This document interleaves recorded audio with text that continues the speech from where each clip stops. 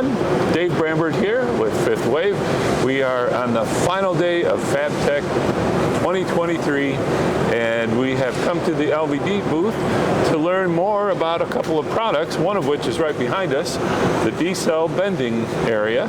And with us, we have Matt Fowles, who is the Group Marketing Director for LVD. Came all the way from the SOD in the UK. That's right. So welcome, and welcome to our video. I've been wanting to do this one for a long time. So. Okay. Well, hello everybody. I'm Matt Fowles. I'm the Group Marketing Director from LVD. And Dave, thank you very much for the opportunity to talk about our latest innovations. We really appreciate it. Yeah. Tell us about, we were talking before about the drivers of, why would you want something like this? So. Okay, cool. Yeah. Right, so the product that you can see behind us running is called our D Cell. This is its world premiere here at FabTech. Ah, okay. But perhaps what we should do is sort of start at the beginning of the story. Yeah. So actually, until about 5 years ago, when LVD, we feel we kind of reinvented the way in which people should approach using robotized automation for bending. There were several main barriers into entering to using robotized press brakes. First of all is the capital cost of the system was very high. What people were trying to do is basically automate everything. Yes.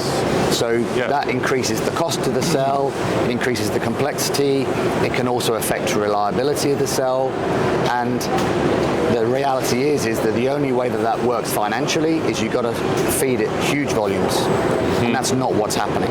What's happening now is lower volumes, higher mix. Yes. The other problem that we saw also in the marketplace is that all of the automated systems needed to use robot teaching. Right. So they had to have a specialist programmer to teach the robot all the moves to be able to handle the part. And in the cobot world, that still is a major way to teach those things. Absolutely. Yeah. So capital cost is an issue because that's to do with the cost per part. Mm-hmm. Using specialized robot teaching is obviously time.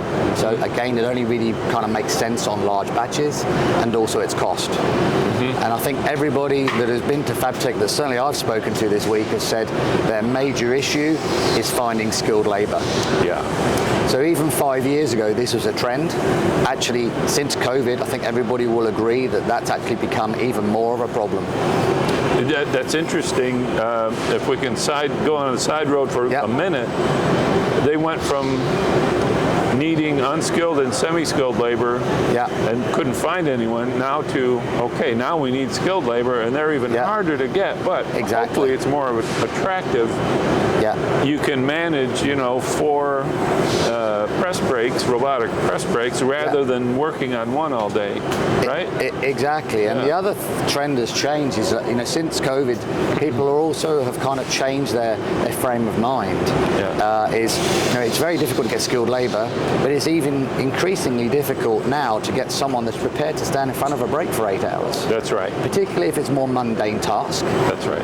They're not so tempted by that. That's the reality. So back 5 years ago, what we saw was that we could see this trend. There was the financial barrier, there was the technical barrier, and we said, well, you know what, there's the demand. There is the demand. So what we must do is look to try and solve that. Mm-hmm. So what LVD did is we said, right, okay, let's look at what the barriers are and create a solution for that. Okay, so where are the pain points really, right? Yep. Okay. So when we looked at our sort of automation strategy for robotization, basically we had 4 main criteria. Okay. The first criteria was that you have to be able to program the press brake, so the bending program, and the robot very quickly.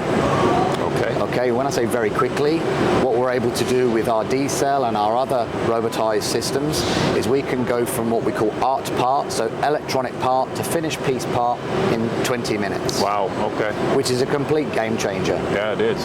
And this is using LVD software called CADman Sim, which integrates into LVD's CADman system, which in our previous discussions you'll know that LVD have laser punching and bending technologies, but we have our CADman technology allows you to integrate all of those processes together.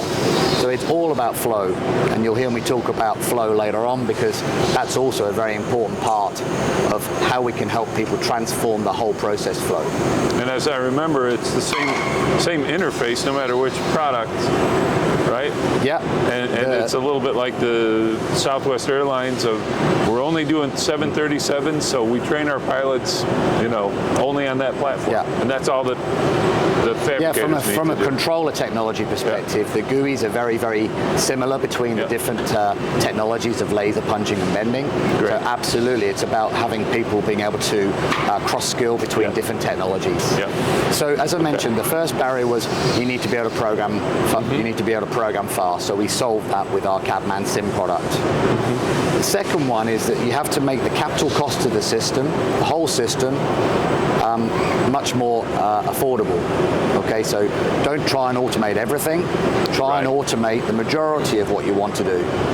So with, for example, the D Cell and our other robotized products, we have a rule which we say that the total cost of the system will not be more than twice the cost of the standalone bending machine that is inside the cell. Okay. What that means now, if you think you combine the software together with the capital cost, it means you can really cost effectively process smaller batches, because you can program fast and you're not loading the part cost because of the overall cost of the cell. Right. Then the third element is grippers. For those people that know a little bit about robotization, and obviously parts are becoming more complex now, they'll see that there is time and cost lost and added to the overall cost of the part by grippers.